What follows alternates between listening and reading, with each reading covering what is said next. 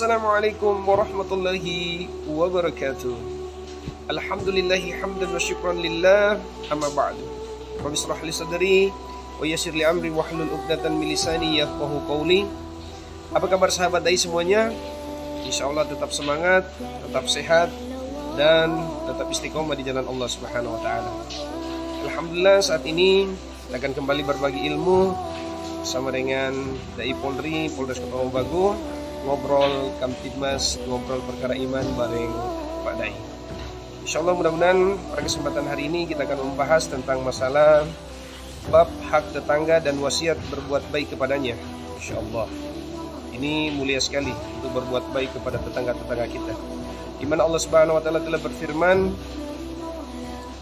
sembahlah Allah dan janganlah kalian mempersekutukannya dengan sesuatu apapun, dan berbuat baiklah kepada kedua orang tua, karib kerabat, anak-anak yatim, orang-orang miskin, tetangga dekat dan tetangga jauh, teman sejawat, ibnu sabil, dan hamba sahaya yang kalian miliki. Quran surat An-Nisa ayat 36. Masya Allah, apalagi di tengah pandemi saat ini, mari kita sering berbagi dengan tetangga-tetangga kita yang sangat membutuhkan. Kata para ulama, lakukan kebaikan sekecil apapun, karena kita tidak pernah tahu kebaikan mana yang akan mengantarkan kita menuju surganya Allah Subhanahu wa taala. Sekalipun mungkin kita hanya memberikan sebagian daripada kelebihan rezeki kita berupa beras ataupun berupa uang yang insya Allah akan sangat membantu daripada kehidupan mereka, kita sama-sama bisa keluar daripada masalah pandemi ini, dan kita bisa saling menguatkan. Bahkan dari Ibnu Umar dan Aisyah radhiyallahu anhuma, mereka berkata Rasulullah SAW bersabda, Jibril terus-menerus berpesan kepadaku agar berbuat baik kepada tetangga sampai aku mengira dia akan memberikan hak waris kepadanya. Mustafakun alaih. Masya Allah. Bahkan dari Abu Zar, beliau berkata Rasulullah SAW bersabda, wahai Abu Zar, apabila kamu memasak kuah, maka perbanyaklah airnya, lalu perhatikanlah tetangga-tetanggamu. Tetangga kita, kata para guru-guru kita, 40 ke kiri, 40 ke kanan, 40 ke depan, dan 40 ke belakang. Masya Allah, orang-orang tua kita dulu selalu mengajarkan kepada kita, ketika mereka memasak, walaupun hanya mungkin pisang goreng, tetapi ketika mereka memasaknya, mereka berbagi dengan 3 rumah ke kiri, 3 rumah ke kanan. Maka Masya Allah, itulah adab-adab yang mulia yang telah dicontohkan oleh baginda Rasul sallallahu alaihi wasallam. Bahkan dalam satu riwayat Muslim juga dari Abu Zar, beliau berkata, sesungguhnya kekasihku baginda Rasulullah sallallahu alaihi wasallam berwasiat kepadaku, apabila kamu memasak lauk, maka perbanyaklah airnya, kemudian perhatikanlah keluarga dari tetangga-tetanggamu, lalu berilah mereka darinya dengan cara yang baik. Masya Allah. Ternyata kalau kita mungkin masak sesuatu, walaupun diperbanyak hanya kuahnya, berbagilah dengan tetangga kita. Tapi saat ini Masya Allah, banyak yang ketika bakar ikan bakar, cuma DP asap ke kiri, ke kanan. Bahkan orang lain yang merasakan nikmatnya masakan kita, namun mereka tidak mendapatkan apa-apa karena kita tidak pernah berbagi. Bahkan dari Abu Hurairah, bahwasanya Rasulullah SAW bersabda, demi Allah tidak beriman, demi Allah tidak beriman, demi Allah tidak beriman. Ditanyakan siapa wahai Rasulullah? Beliau menjawab, orang yang tetangganya tidak merasa aman dari gangguan kejahatannya. Mustafakun alaih. Masya Allah.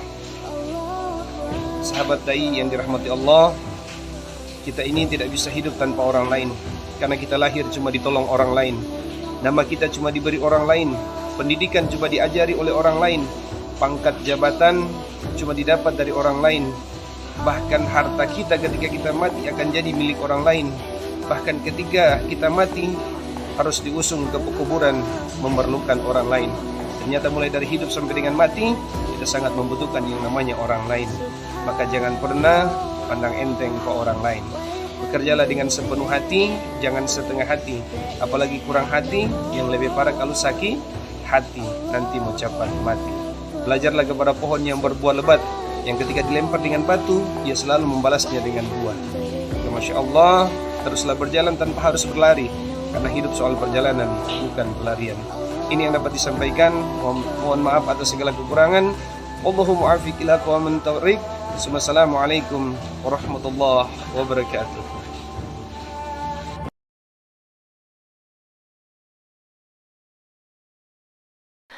Bismillahirrahmanirrahim. Assalamualaikum warahmatullahi wabarakatuh. Alhamdulillah, nahmaduhu wa nusallim ala rasulil karim. Ashhadu an la ilaha illallah wa ashhadu anna Muhammadan abduhu wa rasuluh. Allahumma salli ala Muhammadin wa ala ali Muhammad. Amma ba'du. Para dewan juri dan peserta lomba dai dan daya yang dirahmati oleh Allah Subhanahu wa taala. Alhamdulillah, senantiasa kita panjatkan puji dan syukur kepada Allah Subhanahu wa taala atas rahmat yang diberikan kepada kita, yaitu nikmat kesehatan, kekuatan dan tentunya kesempatan untuk hadir di tempat ini dalam lomba dai dan daiyah.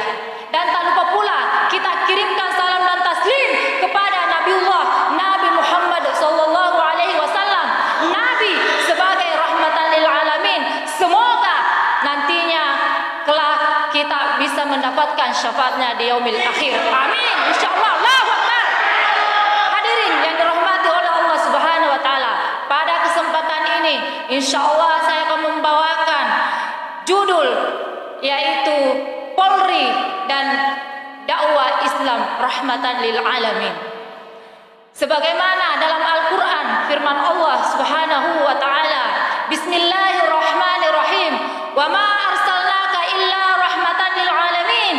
Ini menandakan bahwa Islam adalah agama yang damai, agama yang penuh keamanan, kenyamanan di antara manusia. Hadirin yang dirahmati oleh Allah Subhanahu wa taala, Islam mengajarkan bagaimana manusia menjadi pribadi-pribadi yang berakhlak dan beretika di tengah-tengah masyarakat. Hadirin yang dimuliakan oleh Allah Subhanahu wa taala, dalam Al-Qur'an Allah berfirman, ya ayyuhalladzina amanu, wahai orang-orang yang beriman, udkhulu fis-silmi, masuklah dalam Islam secara apa? Secara kafah, secara menyeluruh, bukan hanya mempelajari Islam setengah-setengah. Sehingga ketika orang belajar Islam secara setengah-setengah, ini bisa menimbulkan paham-paham radikal seperti yang kita bisa lihat sekarang ini, di mana orang mengkafirkan sesamanya sedangkan Allah tidak mengkafirkan hambanya.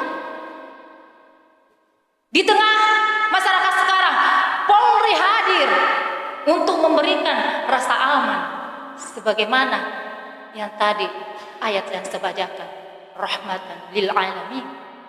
Kita hadir memberikan aman kepada masyarakat. Untuk apa? Memberikan rasa damai, tentram di tengah-tengah masyarakat ini, di mana sering terjadi adanya pertikaian di masyarakat. Kenapa terjadi pertikaian? Karena kurangnya nilai-nilai agama dalam diri orang itu. Sebagai insan Polri, mari kita selalu mengajar seperti dalam Al-Quran mengatakan, kita diperintahkan Allah untuk berseru, mengajak kepada manusia, wa ya'muruna bil ma'ruf wa yanhauna 'anil munkar wa ulaika humul muflihun. Kita disuruh mengajak orang untuk berbuat baik kepada sesama dan mencegah untuk berbuat mungkar. Kita sebagai Polri dan mengajak warga supaya kita menjadi insan, manusia yang beruntung di sisi Allah Subhanahu wa taala. Wa ulaika humul muflihun. Hadirin yang dirahmati oleh Allah Subhanahu wa taala, inilah yang sempat saya sampaikan. Mudah-mudahan bermanfaat bagi kita semua, dan insya Allah mudah-mudahan kita menjadi manusia yang beriman dan bertakwa kepada Allah Subhanahu wa taala. Wabillahi taufiq wal hidayah. Assalamualaikum warahmatullahi wabarakatuh.